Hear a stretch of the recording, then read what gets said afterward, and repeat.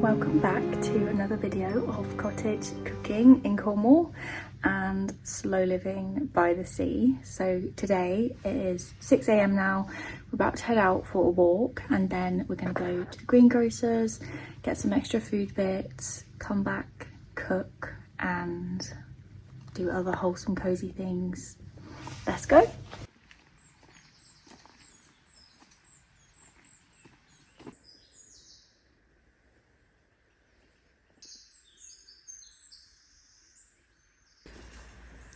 Ollie's in action.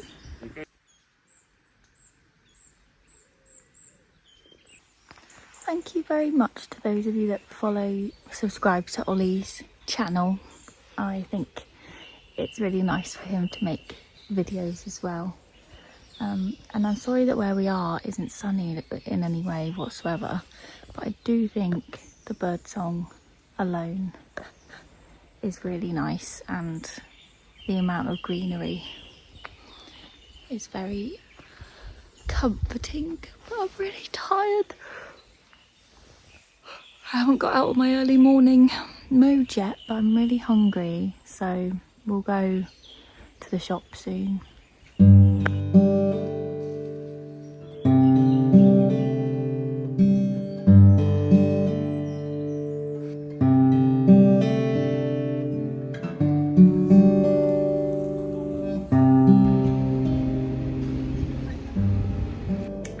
To make a very simple dessert to show you, and it was my friend's recipe. She made it for us a few days ago and it was delicious.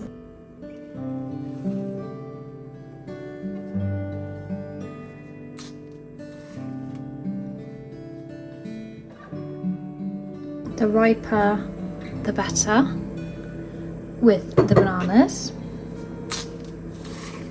but don't worry too much because you put them in the microwave anyway. Cut them into, if they're not really ripe or you don't want them as a puree, then I would cut them like this into battens almost, because then you kind of have the power to break them up into the size you want. But it could go a tiny bit stringy if you didn't do it like this, so you'd have to really you'd want a really ripe one to turn it into a puree. But this is a delicious summer pudding, and I would say we have it with honeycomb ice cream, which is just stunning combination.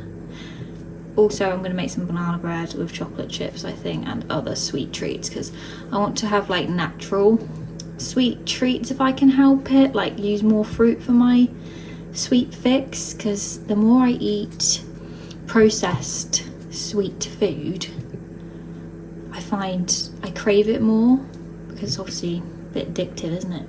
Shake on your cinnamon.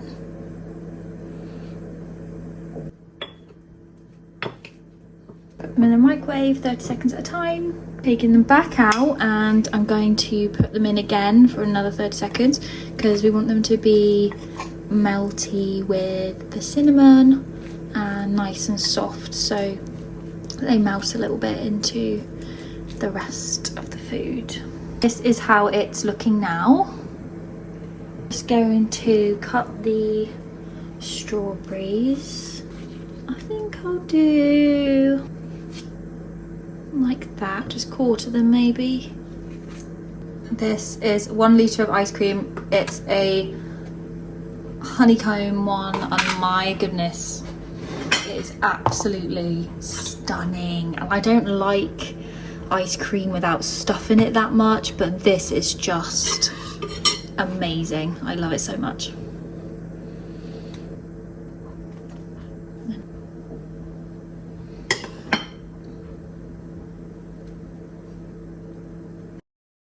Let's layer some fruit.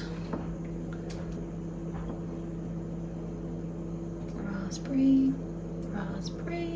strawberry, raspberry. Then let's layer some more ice cream. do a nice big scoop. 1, 2, 1. For fun, I might just sprinkle a tiny bit over the top. And maybe just, I think the honey's totally unnecessary, but I just want to see if it adds anything.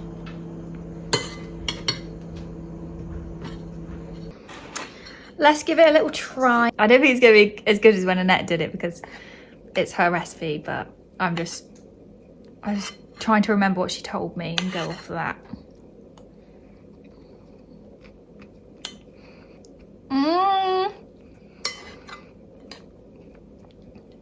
It's unbelievable. It really is unbelievable. Love it. What a creation. Has anyone had this before? Like, is this a famous thing? Is this Annette's thing? I don't know. A simple but effective way to romanticize the day is every now and then having a candlelit bath instead of a shower, having a cup of tea in the bath, taking your book in, just something to switch it up and slow it down.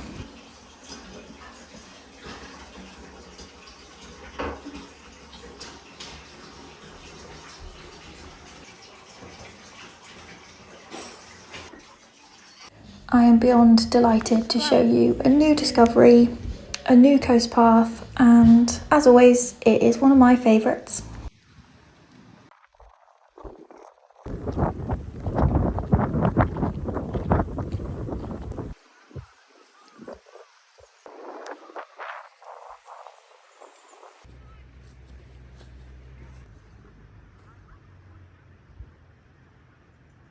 A typical English summer.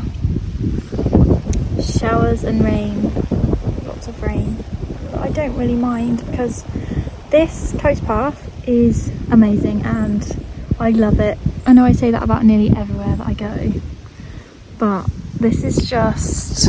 A few times I've gone to Durgan, which is actually the next beach from here, so the beach on from that one is Trebah Gardens, and then up from there you can see Helford Passage. Helford Passage is quite remote, around there it's quite remote to explore. It's just not as obvious a choice, but I always feel drawn to it. So I'm glad that we're exploring a little bit more around this bit because it's a beautiful view. There's children out on the boats, not sure what they're doing in particular, but what an exciting thing for children, for their childhood to be filled with, going on boats, living by the coast, walking the coast path. Feels very Enid Blyton, but just feeling really grateful at the moment for the decisions we've made that have led us to this lifestyle, and what a luxury it is to have had the full freedom to do it. That's Helford Passage here, and then that's Durgan, and then that is Trebah.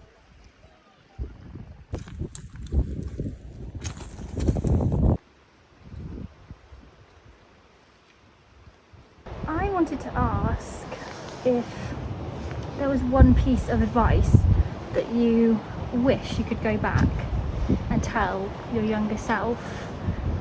What would that piece of advice be? Or is there anything that you feel you're really glad you did? It could be quite a nice thing to connect over. I like to live my life considering how future me could feel about it, but also being in the moment. I don't regret things. I don't tend to look back on things and regret them, because everything that we do leads us to where we end up. And it just made me think, in everybody's individual experiences, what's one thing they're proud they did, or just one thing that you think, I wish I'd have been more confident in myself, I wish I'd have been more brave. It could be work, it could be the way that you thought, it could be the things that you thought about and didn't act on, or feelings that manifested in a positive or negative way that you couldn't foresee. Hopefully, only if you obviously want to share that, but I thought that could be a really deep and interesting conversation to have. I'm aware that a lot of the time I'm talking about me and my thoughts, but I'd love to connect with people over their reflections and their ideas. their experiences as well. So if you're willing to chat about it, please do drop a comment, because when I come to places like this I always feel very reflective, and it puts things into perspective when you have this kind of tranquility and peace. Oh, and another boat behind me.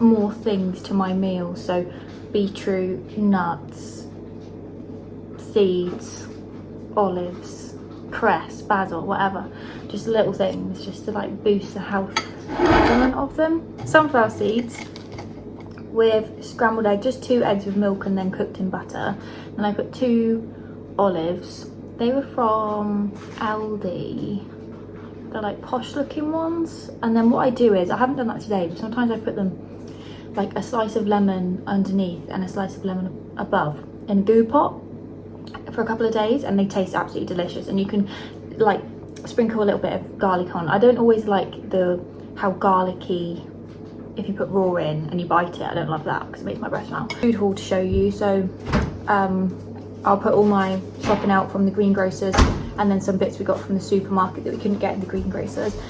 And then I'm gonna make a snack, which I'll show you now. So we got these from the greengrocers, £4.95, absolutely massive dates. Now dates aren't my favourite, I wouldn't eat a date on its own, but obviously they're very sweet and good for you.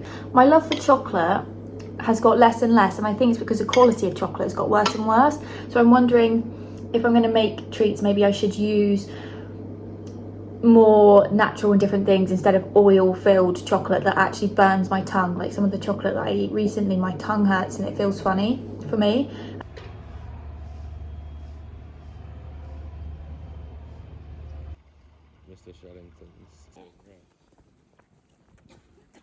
Just quickly coming on from editing, I had a 3-minute segment of me talking about something, and I decided that actually I'd rather ask if you're interested instead of just going on and rambling on about something that isn't directly connected to the video. It is, but from an interest point of view, it might miss the mark. So where I'm talking about greengrocers and farmers and community driven purchases, I have this growing interest in lab grown meat, lab grown chocolate. Also how Bill Gates is the biggest owner of agricultural land in America, and just this concern that I have for under the guise of environmental concern, there is a lot of money being ploughed into technology to generate food that would usually be natural, and now they are lab growing it. And big corporations lack a concern in their environmental impact, and then all of a sudden you're probably going to see them funding lab grown alternatives. So I just wanted to ask, is that something people are interested in? Keep it around like avoiding ultra processed foods and making dinners and breakfast and food shops and what to look out for. But then I'd have to educate myself first and foremost, because if I'm giving that information on, it needs to be correct. It can't just be my observations of things or things I think make sense. So do let me know what you think about discussing that, making a bit of content around that, because I can still make it pretty, but it's still not political because it's environmental. But I guess if we start talking about Bill Gates owning loads of land, then it does become a little bit political, and that kind of stuff isn't as easy to watch, I guess.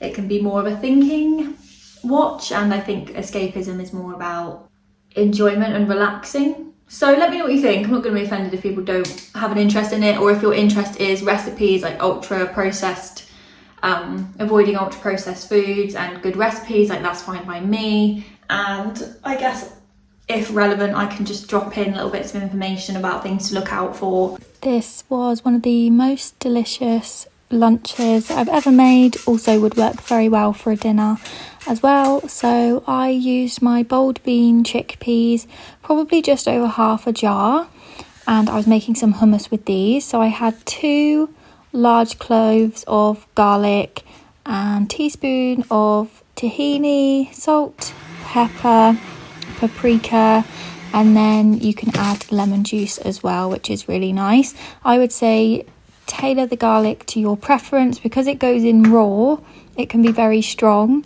so if you prefer a more subtle garlic, maybe one that has been cooked a little bit would be better for you. And then this was on the flatbread that we had, so that was our sauce. I also spooned half of this out, added in some beetroot and made a beetroot hummus as well, but I wouldn't recommend the recipe that I used for that. It had cumin in it, so it was nice, but it was quite strong. I will try a different recipe next time. We also had this with some cherry tomatoes, a very small amount of red onion finely chopped. I put some olive oil, salt and pepper on this and just left it on the side until I was ready to dish up. I also popped a little bit of basil leaves in there too, but that's not an essential addition. Our choice of salad, as well as the tomatoes and the onion, was these very hardy spinach leaves that were really nice, which I think I also dressed. Maybe a little bit of balsamic vinegar could go on those, or the same as the tomatoes. And we also had some mixed nuts that I chopped up because Ollie's quite liking those and they're really good for you. So that was another addition, and then topped it off with 3 fish fingers each, nice affordable protein, and some chili jam as well. I would 10 out of 10 recommend this lunch. You could buy the ingredients and probably eat it for 3 or 4 days before anything would run out, which I always think is a major win. You don't have to make your own hummus. You could just buy a pot and just use a little bit less of it, or buy a big pot from Sainsbury's. I would recommend their organic one. I don't like their normal one personally. It has quite a different flavour.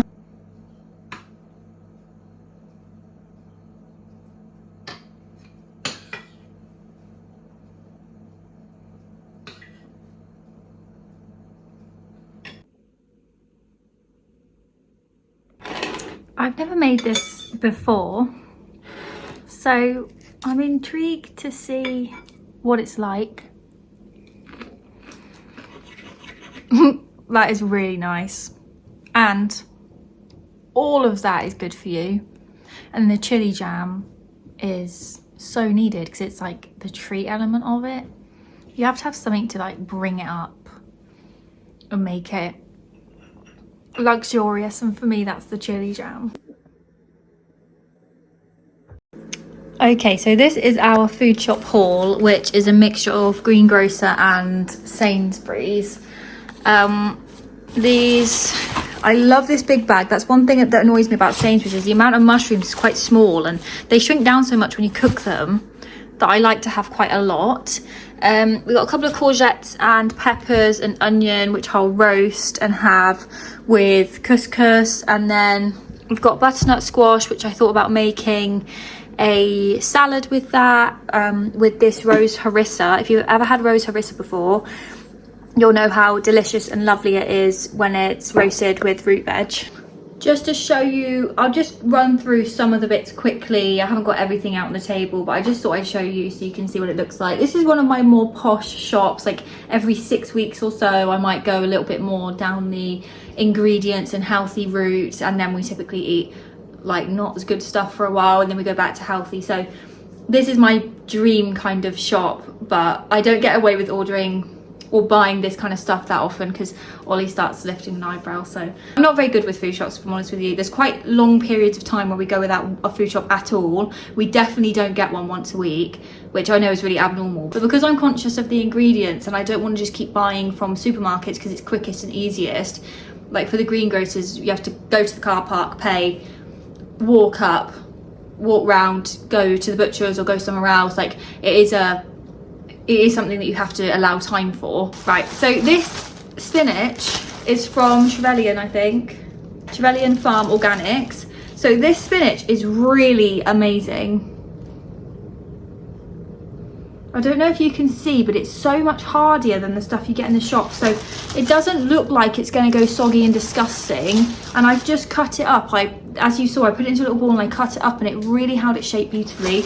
Love that. That is amazing, and it's local. So as I said earlier, it's important to me how far the food is travelling and if it's supporting local farmers and growers. That makes me really happy. So very pleased with this, and I probably won't go back to buying any other type of spinach if I can help it. This is my top favourite now. I am a snob when it comes to mozzarella because I eat it quite a lot with tomatoes, basil, olive oil, salt and pepper, as you've seen, with sourdough. That's my absolute top favourite breakfast or lunch. So I like to get the long one and then it will last me a few days. I got a couple of those. If you like to roast vegetables, would be rose harissa paste. It's really delicious. And I first discovered it about 4 years ago and I hadn't had it before. And this is the only brand I like.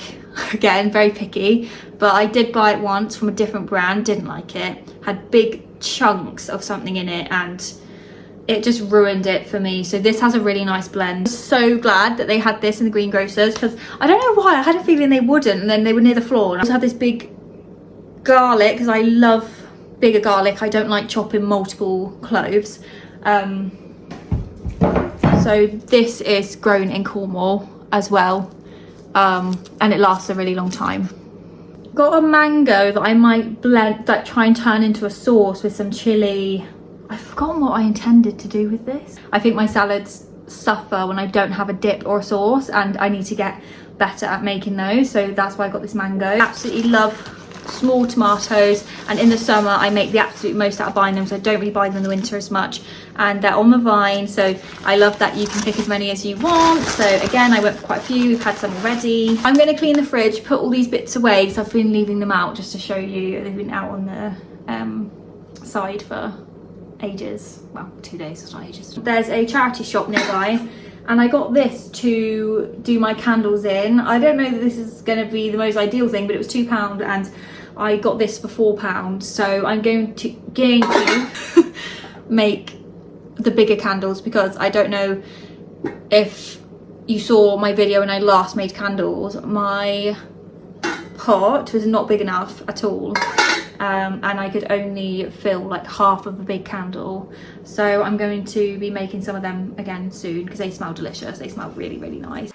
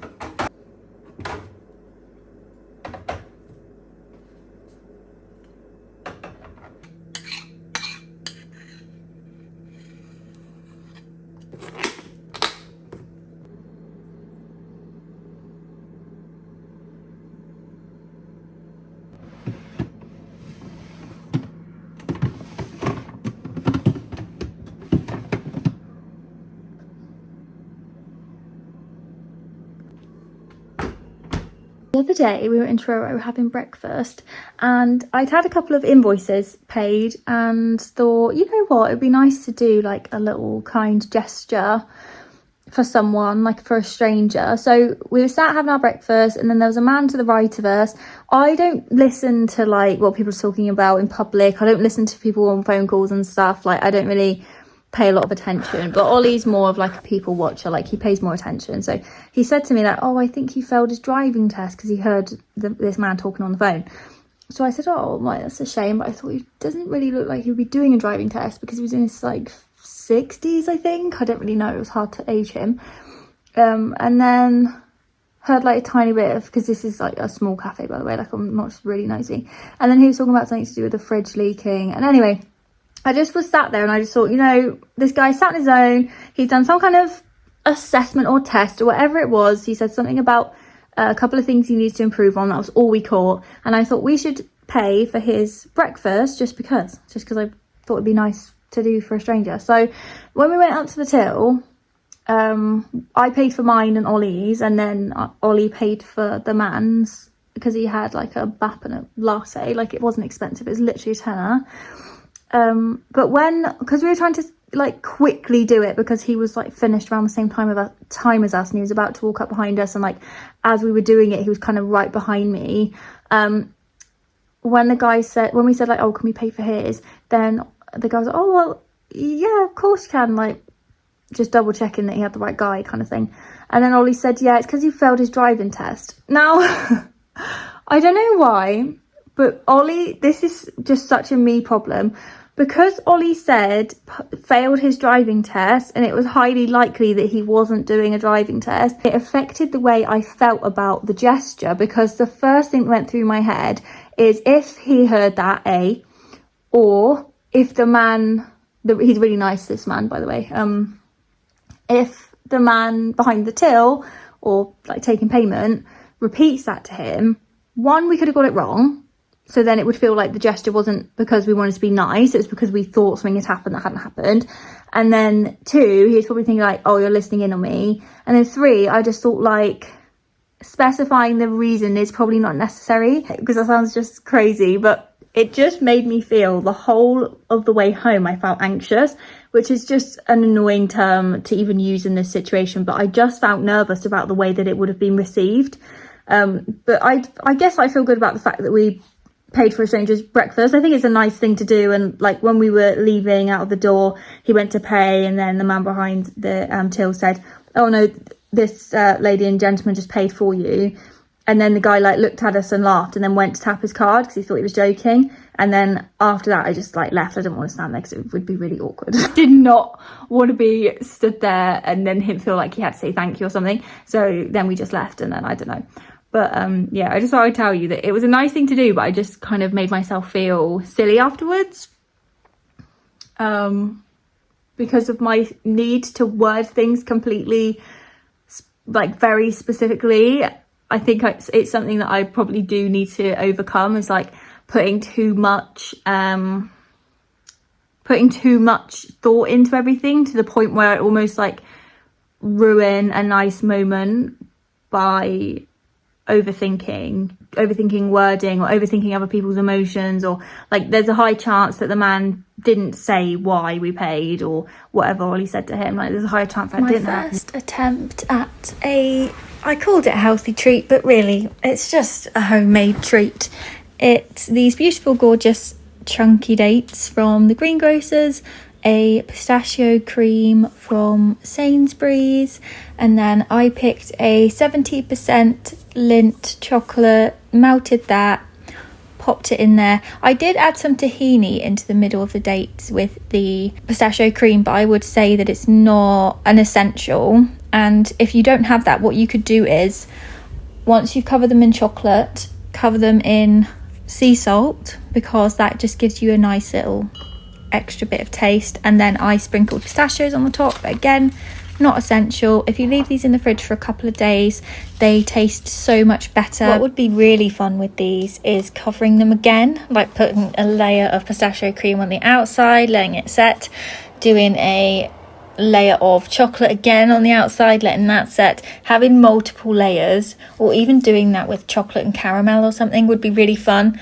Obviously not healthy, but fun. It's quite a therapeutic thing to do, dipping it in the chocolate. And also I would say, if you're going to make something like this, it'd be quite nice to put on some relaxing music in the background.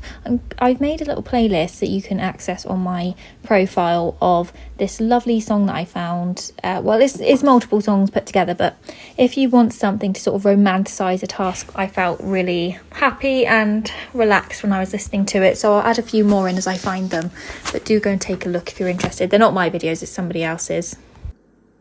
I am actually quite liking this here because it just matches the vibe. This is all a bit messy from our bits and pieces, but I want to maybe have a big candle, like a pillar candle. But if you know of any bases for that would suit this vibe, could be gold actually, or copper or something. I think that could be a nice addition so that we could put it on at night time.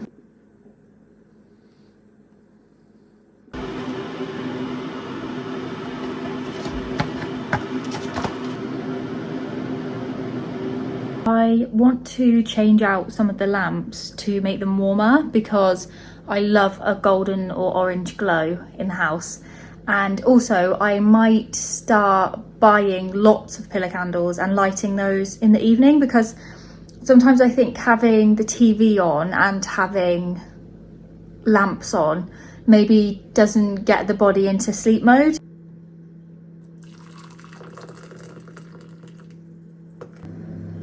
New little snack hack.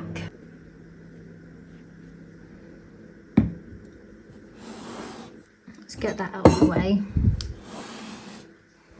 And what I did today was bought 3 of these because they were like £6 each. So I thought I might as well get, I think it was 3 for £8.99 or something for the mood board. And then I've set up some of my favourite candles that my nan and granddad got me for my birthday.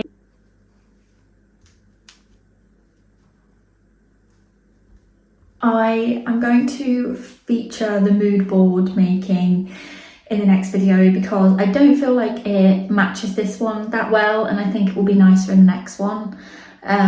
So yes, I will edit that into the next vlog.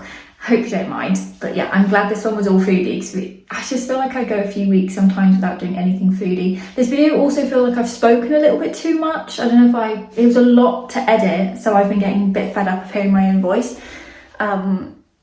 But yeah, I'll see you on the next one. I have got guests coming again, so it's my absolute intention to keep up with the 2 a week. I'll do my best as long as I can keep it personal, keep it beautiful. That's important to me. So yes, I'm going to do my best, but we've had never-ending guests for the last 2 months, I'm very aware, just because it's the height of the season for people to come before the school holidays start, I think. But anyway, I thank you very much for watching this. Really, really grateful for all of your lovely comments and the fact that any of you watch me. I am so thankful for this channel. I love it so much. So anyway, have a beautiful day. I'll see you next week and lots of love.